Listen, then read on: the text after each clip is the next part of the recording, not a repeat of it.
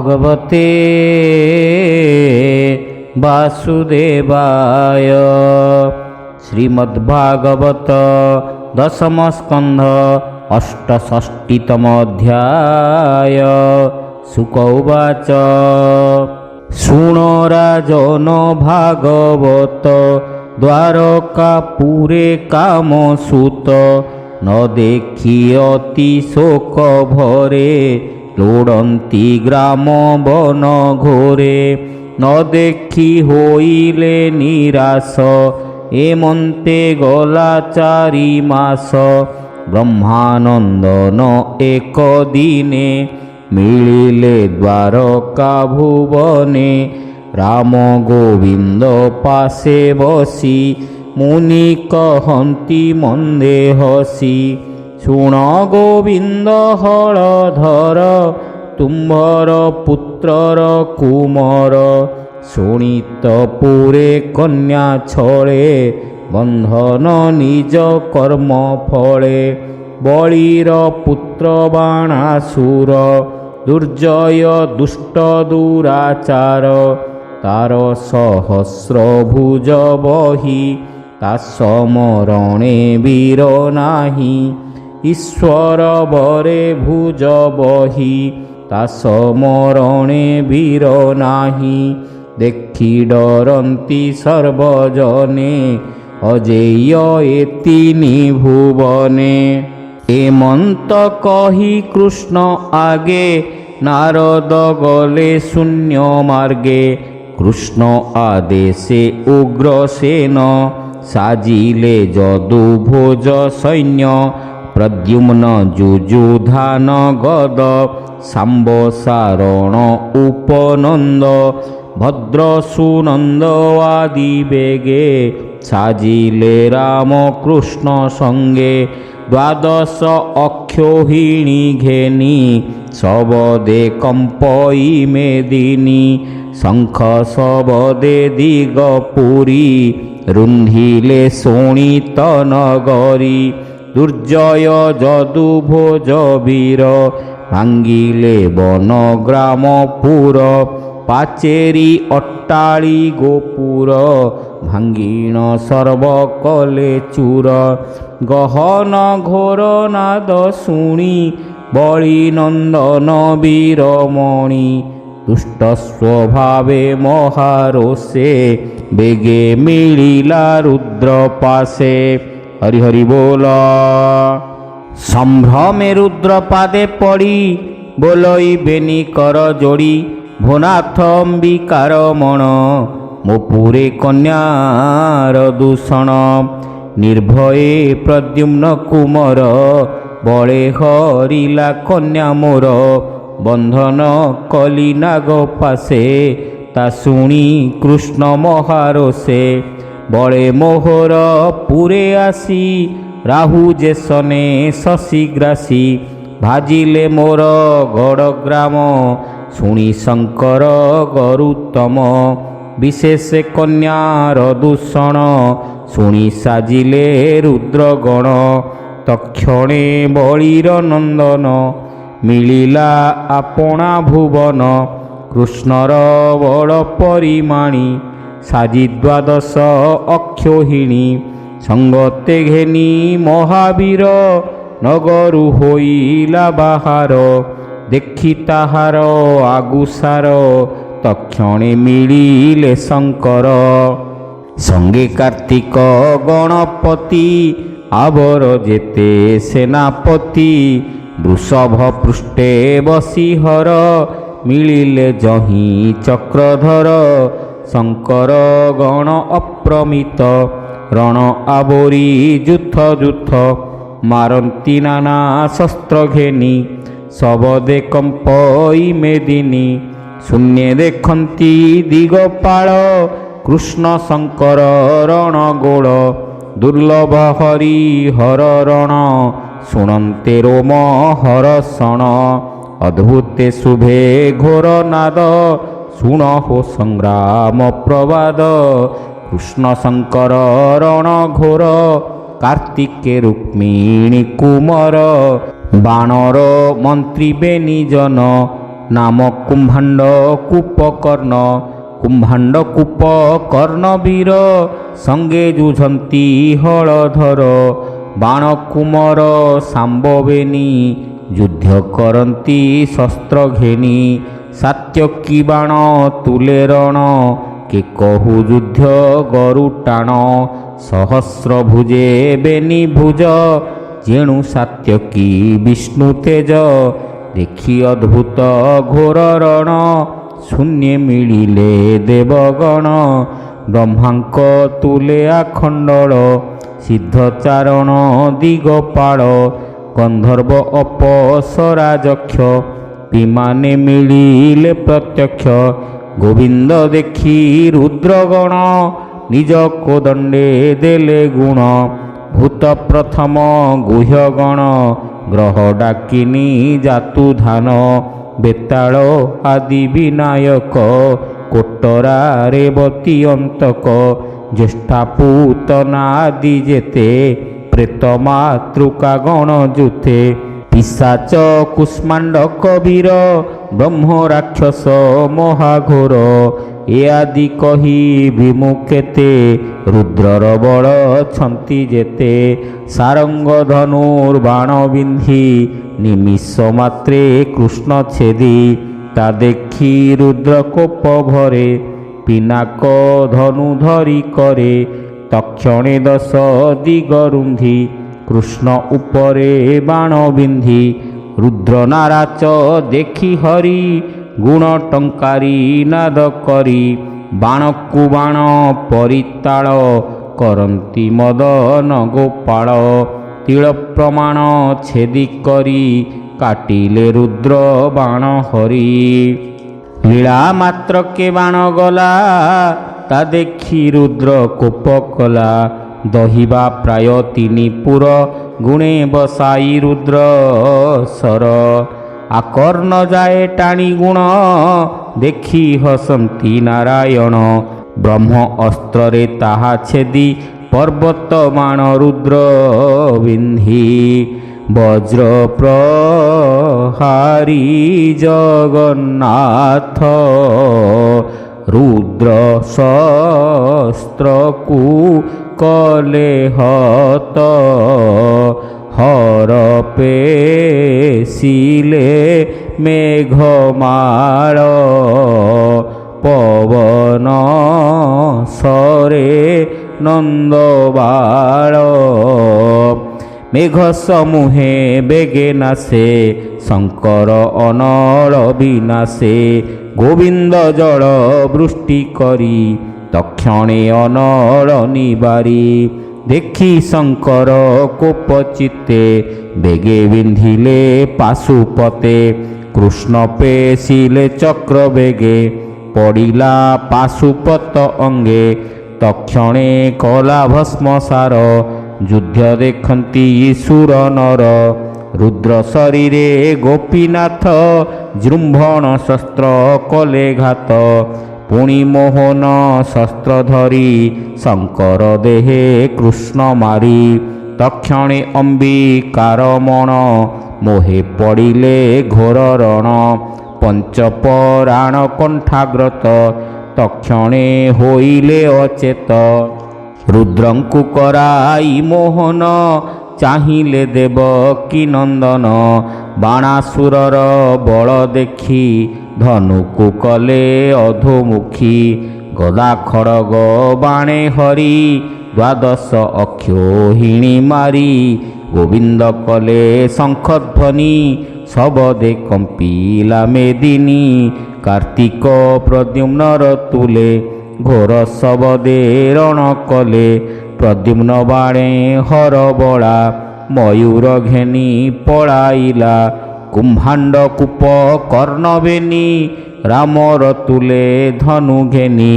ଯୁଦ୍ଧ କରନ୍ତି ଗରୁତର ଦେଖି କୋପିଲେ ହଳଧର।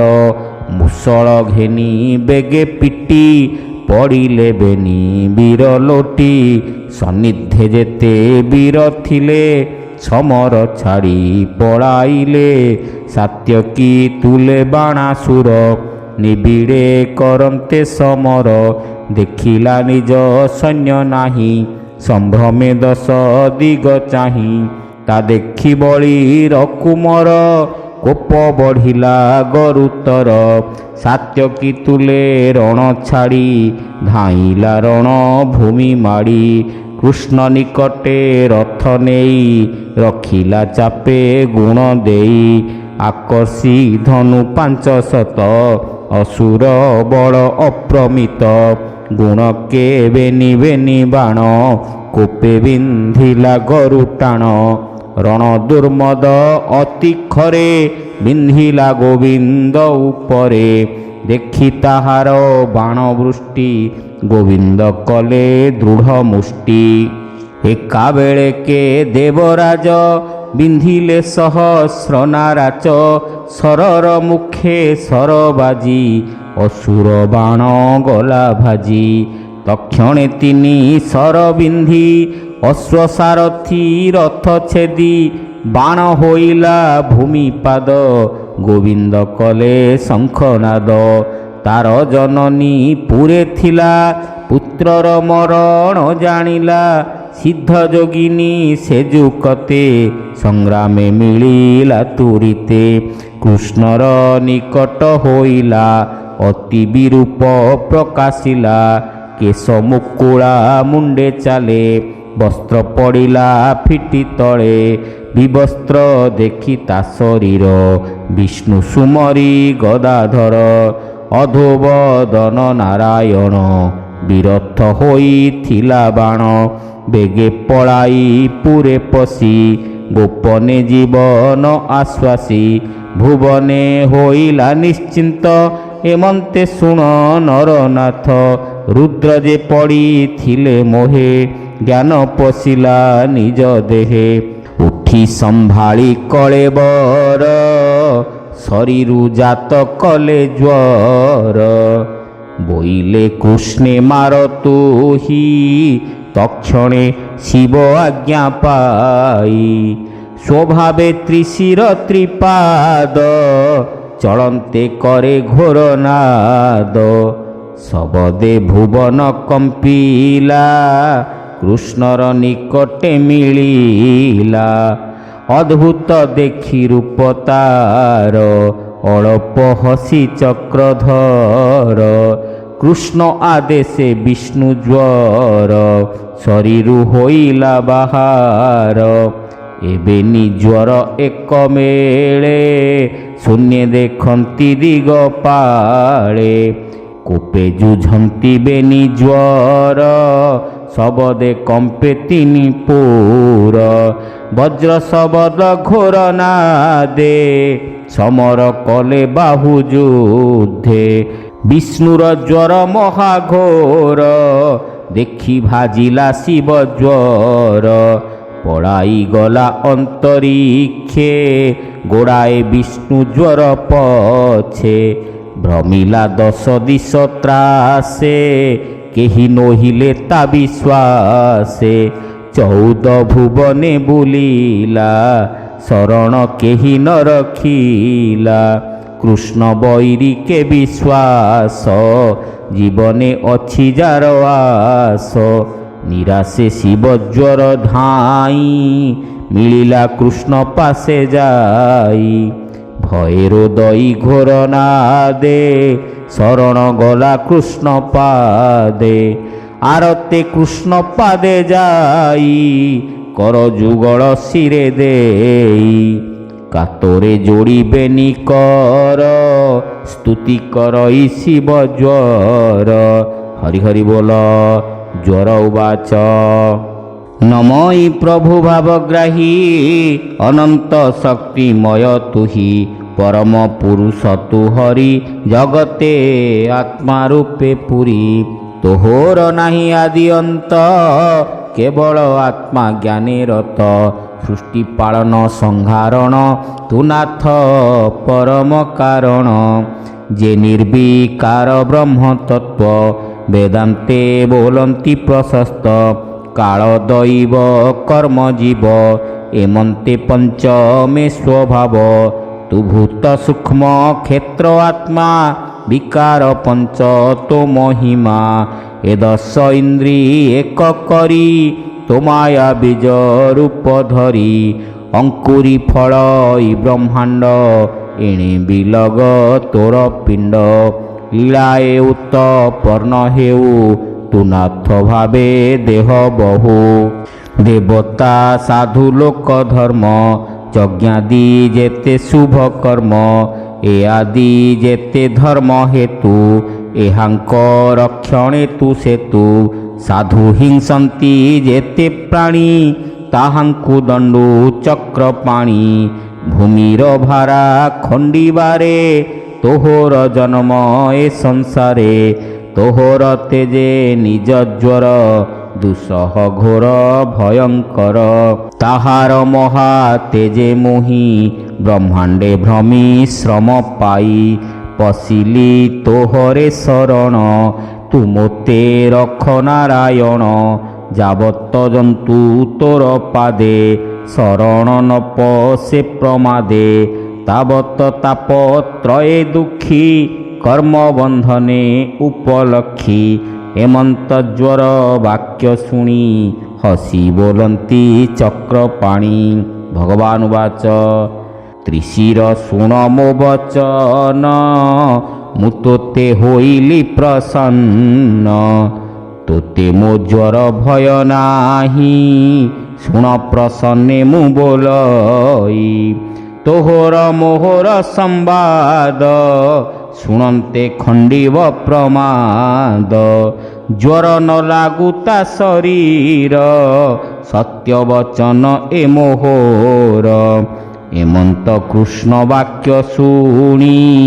ଜ୍ୱର ନ ମିଲା ଚକ୍ରପାଣି ଆନନ୍ଦେ ଗଲା ଶିବ ଜ୍ୱର ଏବେ ହୋ ଶୁଣ ନୃପବର ବାଣ ଯେ ନିଜ ପୁରେ ଥିଲା ପୁଣି ସଂଗ୍ରାମେ ବିଜେ କଲା ରଥେ ବସିଲା କୋପ ଭରେ ଅର୍ଦ୍ଧ ସହସ୍ର ଧନୁ କରେ ସହସ୍ର ଭୁଜେ ମହାରୋଷେ ବାଣ ବରଷେ ଦଶ ଦିଶେ ଆୟୁଧ ନାନା ରୂପେ ଧରି ମିଳିଲା ଯହିଁ ନର ହରି ବାଣ ବରଷେ ମହାଘୋର ଯେହ୍ନେ ଗଗନେ ଜଳଧର ଦେଖି ତାହାର ବାଣ ବୃଷ୍ଟି କୃଷ୍ଣ ଚାହିଁଲେ ସ୍ଥିର ଦୃଷ୍ଟି ସୁଦର୍ଶନ ଘେନି ହସ୍ତେ ଆସନ୍ତେ ପ୍ରହାରିଲା ପଥେ ବାଣ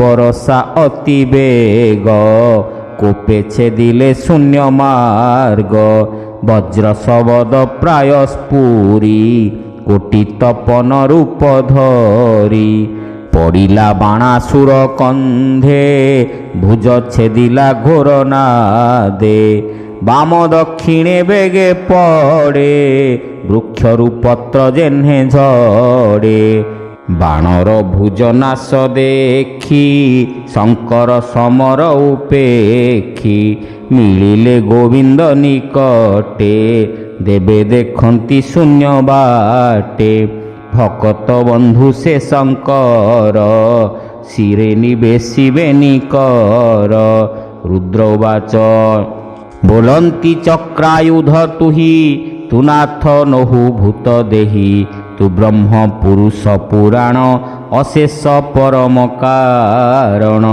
ପରମ ଜ୍ୟୋତି ରୂପ ତୋର ଚର୍ମଲୋଚନେ ଅଗୋଚର ନିର୍ମଳ ଆତ୍ମା ଯୋଗୀ ଜନେ ତୋତେ ଭାବନ୍ତି ଶୁଦ୍ଧ ମନେ ତୁ ଆତ୍ମା ରୂପେ ସର୍ବଦେହେ ତୋତେ ଦେଖନ୍ତି ପୁଣ୍ୟମୟେ ତୋହର ନାଭି ଅନ୍ତରିକ୍ଷ ବଦନ ଅନଳ ପ୍ରତ୍ୟକ୍ଷ ଆପ ତୋହର ରେତସାର ଗଗନ ଘେନି ତୋର ଶିର ଦିଗ ଯେ ତୋହର ଶ୍ରବଣ ମେଦିନୀ ପ୍ରକାଶ ଚରଣ ତୋହର ମନ ନିଶାକର ରବି ତୋ ନୟନୁ ବାହାର ମୁଁ ତୋର ଆତ୍ମାର ନିକଟ ସପ୍ତ ସମୁଦ୍ର ତୋର ପେଟ ତୋହର ଭୁଜ ଆଖଣ୍ଡଳ ତୋ ତନୁରୋମ ତରୁମାଳ ଜିମୁତ ଗଣେ ତୋର କେଶ ବିରଞ୍ଚିତ ବୁଦ୍ଧି ପ୍ରକାଶ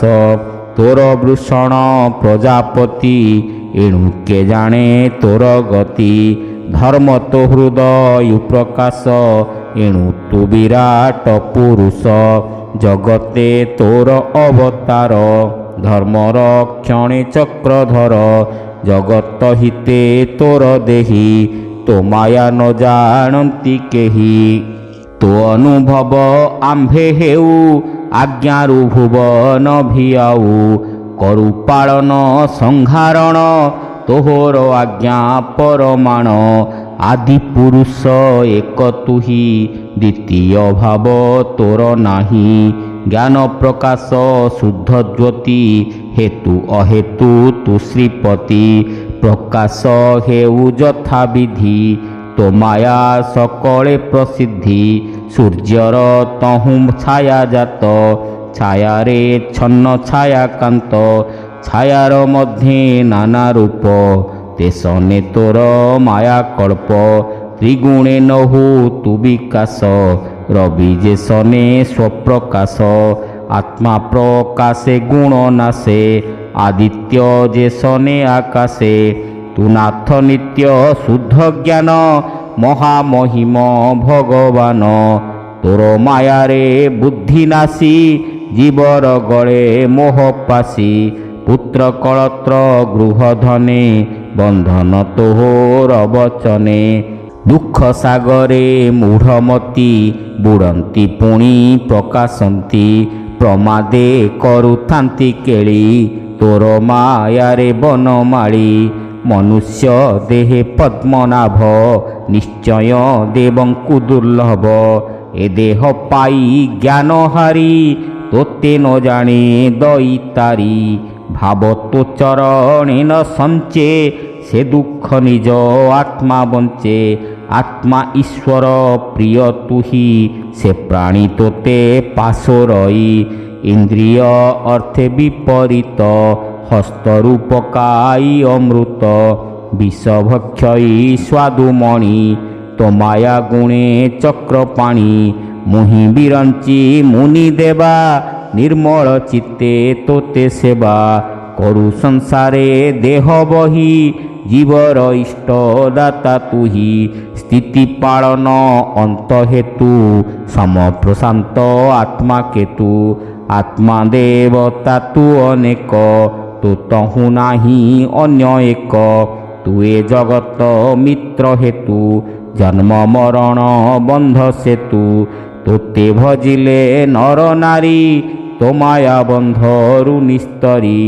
ଏ ବାଣାସୁର ଭକ୍ତ ମୋର ପ୍ରିୟ ସୁହୃଦ ଅନୁଚର ଏହାର ତପେ ତୋଷ ହୋଇ ଅଭୟ ବର ଦେଲି ମୁହିଁ ସେ ବର ପ୍ରତିପାଳ ତୁହି ମୋହର ଭାବେ ତୋଷ ହୋଇ ଅସୁର ସୁତ ପ୍ରହଲ୍ଲାଦ ତରିଲା ଅନେକ ପ୍ରମାଦ ତୋର ପ୍ରସାଦେ ଭାବଗ୍ରାହୀ ମୋର ସେବକ ରଖ ତୁହି ଏମନ୍ତ ଶମ୍ଭୁ ବାକ୍ୟ ଶୁଣି ହସି ବୋଲନ୍ତି ଚକ୍ରପାଣି ହରି ହରି ବୋଲ ଭଗବାନ ବାଚ ଭୂଦେବ ତୋହର ବଚନ ଅବଶ୍ୟ କରିବି ପାଳନ ଯେମନ୍ତ ଆଜ୍ଞା ଦେବୁ ମୋତେ କରିବି ତୋର ଅନୁମତେ ଏ ମୋର ହସ୍ତେ ନ ମରଇ ଭଲେ ଜାଣଇ ଏହା ମୋହି ମୋର ଭକତ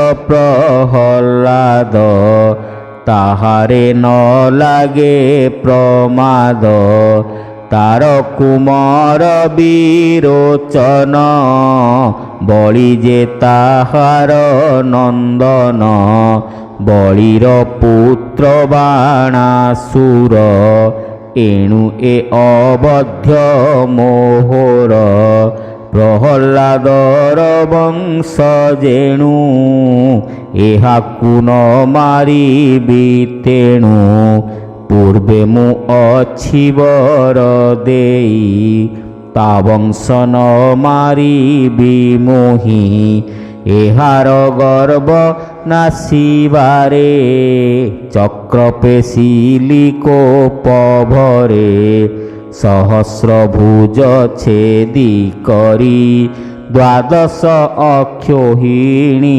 मारी त्रिदश हिते भूमि भार विनाश अर्थे अवतार एबे मु कली देव कार्य थाऊ एहार चारि भुज अजरा मोर प्राण हेऊ तोर सेवक सुखे थाऊ अभय हेउए असुर एमंत कृष्ण देले बर एमंत कृष्ण वाक्य शुणी असुर नमे चक्र पाणी बाजई नाना वाद्य रंगे उषाकु अनिरुद्ध संगे रथे बसाई बळी बळा कृष्ण समीपे आनी देला उषा सहिते अनिरुद्धे देई नमिला कृष्ण पादे जादव बल मध्ये हरि बर कन्यांकु रथे धरी रुद्रंकु करी नमस्कार द्वारका विजे दामोदर कृष्ण विजये द्वारापुरी अधिके अलंकृत करी तोरण बांधी उच्च वृक्षे मार्जना कले दांड रखे मंगल द्रव्य करे घेनी आनंदे मिलिले कामिनी शंख दुंदुभि वाद्य स्वरे आशीष देले कन्या बरे आनंदे नृत्य गीत वाद्य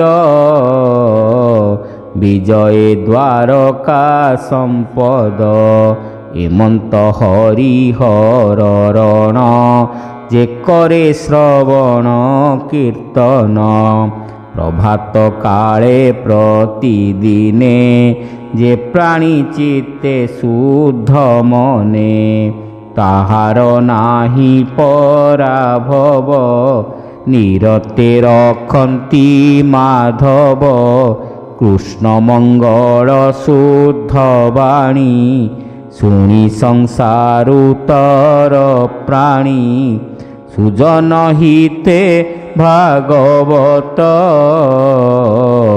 कहिला दास जगन्नाथ भावे सुजन हिते भागवत भावे कहिला दास जगन्नाथ। हरि हरि बोल। इति श्रीमद्भागवते महापुराणे पारमहंस्यां संहितायां दशमस्कन्धे उत्तरार्धे अनिरुद्ध उषाहरणे बाणापराजयं नाम 68तमोऽध्यायः।